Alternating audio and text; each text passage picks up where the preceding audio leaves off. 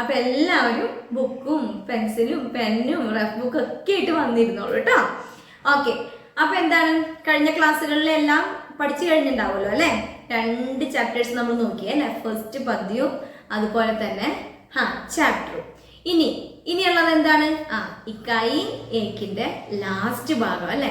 അപ്പോൾ ഇന്നത്തെ ക്ലാസ് അതാണ്, ഇക്കായി ഏക്കിന്റെ ലാസ്റ്റ് ഭാഗവും അതോടൊപ്പം തന്നെ നമ്മുടെ വ്യഞ്ജനാക്ഷരങ്ങളുടെ അടുത്ത 10 അക്ഷരങ്ങൾ നമ്മൾ ഇന്ന് പഠിക്കും കേട്ടോ. ഓക്കെ, അപ്പൊ ശരി, നമുക്ക് പാഠഭാഗം നോക്കാം. ഓക്കെ, ശരി. ഇന്ന് നമ്മൾ ഇക്കായി ഏക്കിന്റെ അവസാന ഭാഗം ഒരു കവിതയാണ് അല്ലേ. ഓക്കെ, അപ്പൊ അതാണ് നമ്മൾ നോക്കാൻ പോകുന്നത്. കവിതയുടെ പേര് പില്ല. പില്ല പില്ല എന്ന് പറഞ്ഞ പട്ടിക്കുട്ടി. ഓക്കെ, ഇനി അത് എഴുതിയിരിക്കുന്ന ആരാണ്? സഫ്ദർ ഹാഷ്മി. സഫ്ദർ ഹാഷ്മി എന്നാണ് ഇത് എഴുതിയിരിക്കുന്ന ആളുടെ പേര്. ആദ്യം തന്നെ ടീച്ചർ കവിത ഒന്ന് പാടി കേൾപ്പിക്കുക കേട്ടോ, എന്നിട്ട് ഇത് എക്സ്പ്ലെയിൻ ചെയ്യാം. ഓക്കെ. नीदू काता पिल्लाई बदन पे उसके रोए मनेक छोटे टांगे लंबे पोच भूरी दाढ़ी काली मूछ मक्की से वह लड़ता था खड़े खड़े गिर पड़ता था. എന്താ മനസ്സിലായേ? ആർക്കെങ്കിലും എന്തിനും മനസ്സിലായോ? നീതു കാഥ പില്ല ഏക് എന്നാണ് ഫസ്റ്റ് ലൈൻ അല്ലേ. നീതുക്ക നീതുവിൻ്റെ, ഥ ആയിരുന്നു, പില്ല പട്ടിക്കുട്ടി അല്ലേ, ഏക് എന്ന് പറഞ്ഞാൽ 1. അപ്പോൾ നീതുവിൻ്റെ ആയിരുന്നു ഒരു പട്ടിക്കുട്ടി. അപ്പം അതിന് ശരിക്കും പറയുമ്പോൾ എങ്ങനെയാ വരിക? നീതുവിന് ഒരു പട്ടിക്കുട്ടി ഉണ്ടായിരുന്നു അല്ലേ. അപ്പോൾ അവൻ്റെ സവിശേഷതകളാണ് ഈ കവിതയിൽ വർണ്ണിച്ച് കാണിക്കുന്നത് കേട്ടോ. എന്തൊക്കെയാണ്? ബദൻ പേ ഉസ്കെ റൂയേ മനേക്. ബദൻ, ബദൻ എന്ന് പറഞ്ഞാൽ ശരീരം.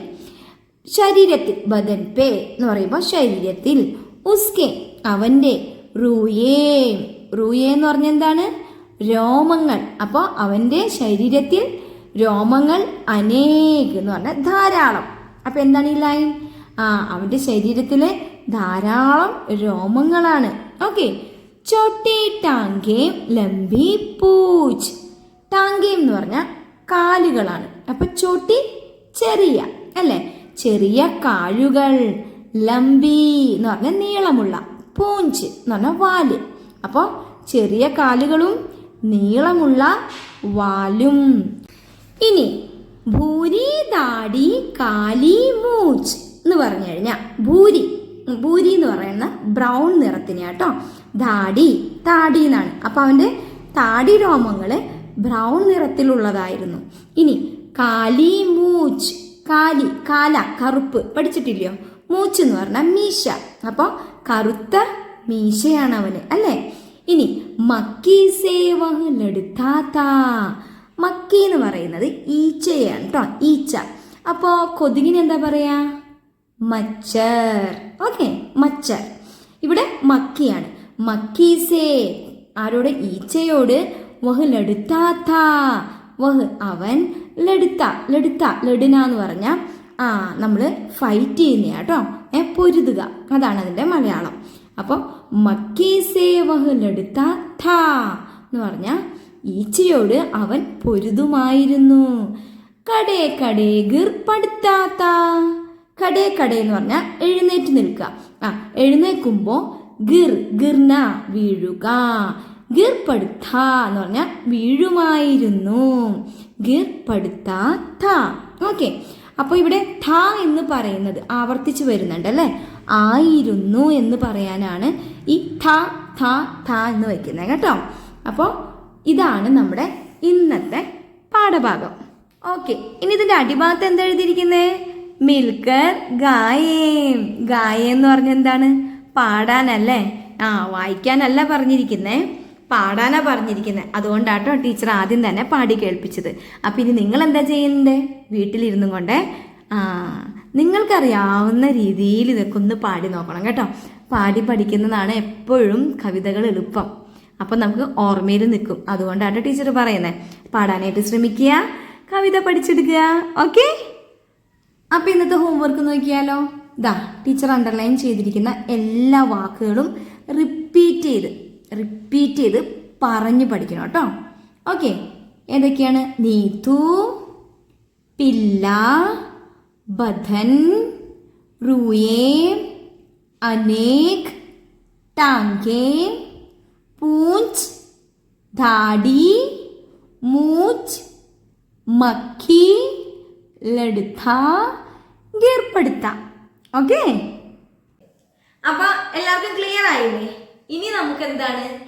ഇനി നമുക്ക് വ്യഞ്ജനാക്ഷരങ്ങളുടെ ആ 10 അക്ഷരങ്ങളാണ്. ഏതൊക്കെയാണ് ഇനി വരുന്നത്? തത്തദന്തന്ന, പഫബമ്പമ്മ അല്ലെ? മുമ്പ് പഠിച്ചത് ഏതൊക്കെയാണ്?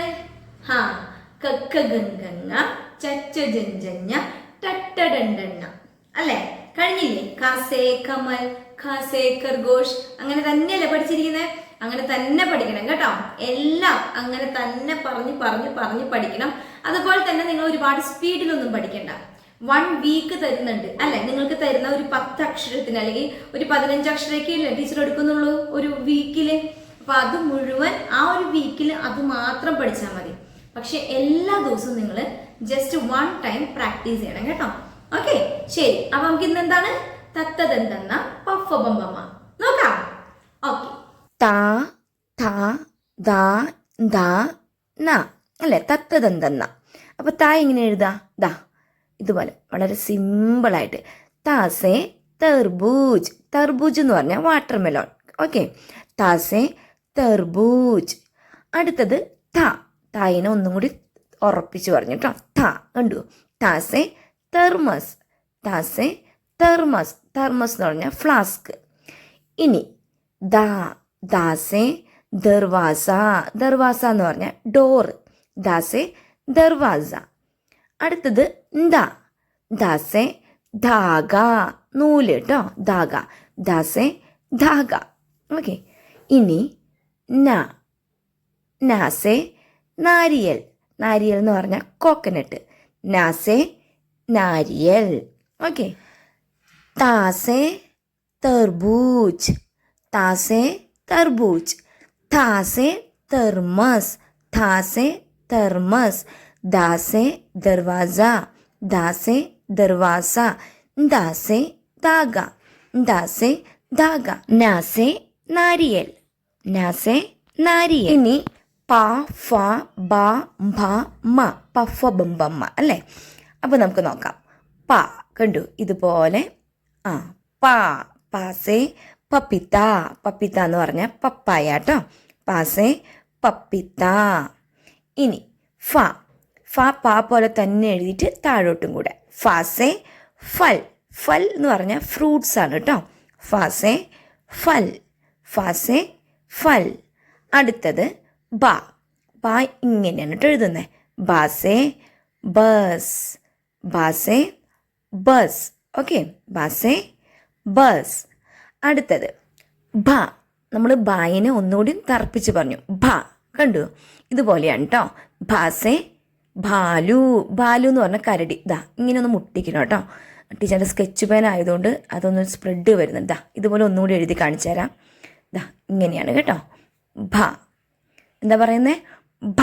ഭാസേ ഭാലു. ഭാസേ ഭാലു. മനസ്സിലായോ? അടുത്തതാണ് മ. മ എന്ന് പറഞ്ഞാൽ മേളിലുള്ള കുനിപ്പില്ല കേട്ടോ ബായുടെ. മാസേ മച്ചിലി. മച്ചിലി എന്ന് പറഞ്ഞാൽ ഫിഷാണ്. മാസേ മച്ചിലി. പ, ഫ, ബ, ഭ, മ. പാസേ പപ്പിത്ത. പാസേ പപ്പിത്ത. ഫാസേ ഫൽ. ഫാസേ ഫൽ. ബാസേ ബസ്. ബാസേ ബസ്. ഭാസേ ഭാലു. ഭാസേ ഭാലു. മാസേ മച്ചിലി. മാസേ മച്ചിലി. എല്ലാവർക്കും മനസ്സിലായില്ലേ? ഇത്രയേ ഉള്ളൂ. വളരെ ഈസിയാണ്. നിങ്ങൾ ടീച്ചർ പറയണ പോലെ തന്നെ പഠിക്കുക. ഇനി എന്താ? നാളത്തെ ക്ലാസ് അല്ലേ? നാളത്തെ ക്ലാസ്സിൽ നമ്മുടെ വ്യഞ്ജനാക്ഷരങ്ങൾ കംപ്ലീറ്റ് ചെയ്യൂ കേട്ടോ. കുറച്ചുള്ളൂ, ഇനി അധികം ഒന്നുമില്ല കേട്ടോ. നമുക്കത് കംപ്ലീറ്റ് ചെയ്യാം. അത് കഴിഞ്ഞാൽ അടുത്ത ആഴ്ച മുതൽ നമ്മൾ എന്താണ് വായിക്കാൻ പഠിക്കാൻ പോവാ. അതെങ്ങനെയാ? വായിക്കണമെങ്കിൽ നമുക്ക് ഒരു ദീർഘവും പുള്ളിയും അതൊക്കെ എന്താണെന്ന് അറിയണം അല്ലേ? അപ്പൊ അടുത്ത ആഴ്ച മുതൽ നമ്മൾ പഠിക്കാൻ പോകുന്നത് അതാണ്. ഓക്കെ, അപ്പൊ ഫസ്റ്റ് സ്റ്റെപ്പ്, വായനയുടെ ഫസ്റ്റ് സ്റ്റെപ്പിലോട്ട് നിങ്ങൾ നെക്സ്റ്റ് വീക്കിൽ സ്റ്റാർട്ട് ചെയ്യാണ്. അപ്പൊ ഇന്നത്തെ ക്ലാസ്സിൽ എന്താണോ പറഞ്ഞിരുന്നത് അത് ഇന്നും അതുപോലെ തന്നെ ഈ ആഴ്ചയായിട്ട് നിങ്ങൾ പഠിച്ചു തരണം കേട്ടോ. ഓക്കെ, അപ്പൊ നാളെ കാണാം. Bye bye.